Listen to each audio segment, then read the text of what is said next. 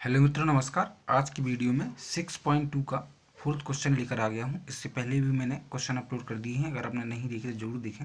चलिए शुरू करते हैं। देखिए, क्वेश्चन में कहा गया है कि आकृति जो दी गई है, यदि P Q is parallel to S T.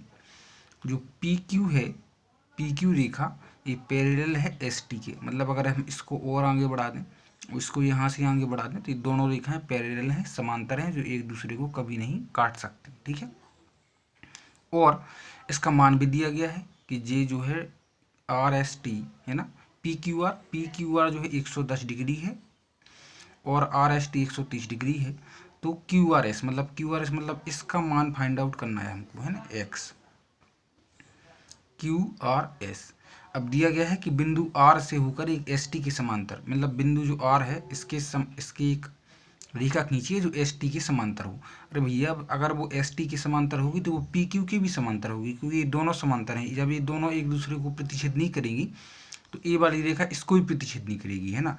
तो वो तीनों एक दूसरे के पैरेलल हो जाएंगी। तो जब हमने बोला है तो हमने एक रेखा खींच दी है। अगर मान लीजिए तो खींच दी हमने एक्स, वही है वाई। ठीक है, पैरेलल खींच दी एस टी के। ठीक है। अब देखिए, इसको सॉल्व करते हैं। इसको सॉल्व कैसे करेंगे, देखिए, अगर आप लिख लेंगे जो जो भी आपको पता है कि देखिए, जो एक्स वाई रेखा है इस पैरेलल टू एस टी, जो आपने अभी खींची एक्स वाई इस पैरेलल टू एस टी भी है। और जो एक्स वाई रेखा है इस पैरेलल टू पी क्यू, है ना, पी क्यू के भी पैरेलल है। देखिए मित्रों, मैंने पिछली वीडियो में आपको बताया है कि एक ही ओर के जो अंतःकोण होते हैं वो 180 डिग्री के होते हैं। जैसे कि सपोज अगर तीन रेखाएं पैरेलल हैं और एक रेखा इसको प्रतिच्छेद करती है, तो ये जो कोण होगा एक ही ओर के, है ना, एक ही ओर के दोनों कोण है ना, इनका योग जो है 180 डिग्री होगा। इनको हम जोड़ेंगे तो 180 डिग्री होगा। यानी जे वाला और ए वाला कोण भी 180 डिग्री का होगा, है ना। ए वाला और ए वाला भी 180 डिग्री का होगा। तो इस आधार पर अब हम इसको सॉल्व करेंगे। देखिए, अगर 130 डिग्री ए है, ए वाला एंगल, तो ए जो है इसका और इसका जोड़ 180 डिग्री होगा। तो इधर हम क्या लिखेंगे, देखिए मित्रों, इधर हम लिखेंगे कि angle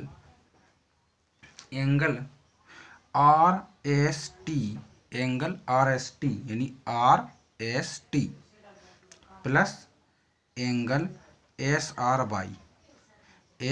by is equal to 180 degree. इधर आप रीजन दे देंगे, एक ही ओर के अंतःकोण, एक ही ओर के अंतःकोण।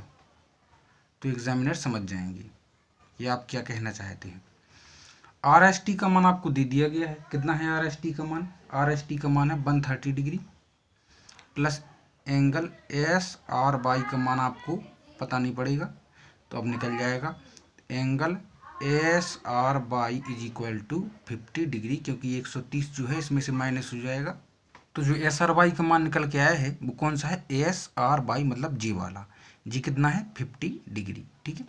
अब आप ये देखिए कि एकांतर कोण जो मैंने आपको पहले बताया है कि अगर देखिए मैं आपको बता दूं इधर कि अगर दो रेखाएं जब एक दूसरे को प्रतिच्छेद करेंगी तो ये जो एंगल इसका जो मान होगा इसका, है ना, वही मान इस वाली का भी होगा। ये एकांतर कोण कहलाते हैं, है ना। तो देखिए, इसमें जो इसका जो मान है ना, किसका? क्यू का, पी क्यू आर का, ए वाला, तो वही मान देखिए ऐसा जेड बन रहा है ना, ऐसा और ऐसा, तो इसका भी वही मान होगा। यानी जो टोटल जो होगा वो 110 डिग्री होगा। देखिए ऐसा बन रहा है ना, ऐसा ऐसा ऐसा, इसका जो मान होगा वही इसका भी मान होगा ना। तो चलिए अब हम इसको भी सॉल्व कर लेते हैं।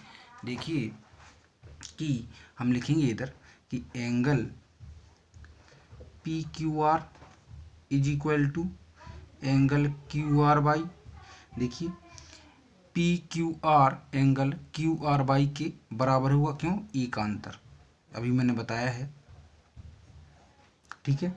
अब पी क्यू आर आपको पता है कि 110 डिग्री है, is equal to angle Q R S plus 50 degree. अब देखो क्यू आर बाई में दो एंगल बन रहे हैं ना, एक तो जी वाला और एक जी वाला, है ना। इसका मान हमको पता है तो हमने रख दिया 50। इसका मान हमको क्यू आर एस का पता नहीं है तो हमने लिख दिया क्यू आर एस। अब angle QRS is equal to निकल आएगा 50, यहाँ से माइनस हो जाएगा तो जो बचेगा 60 डिग्री। यही आपका फाइनल आंसर है। तो चलते हैं मित्रों, मिलते हैं अगली वीडियो में। Take care, bye bye.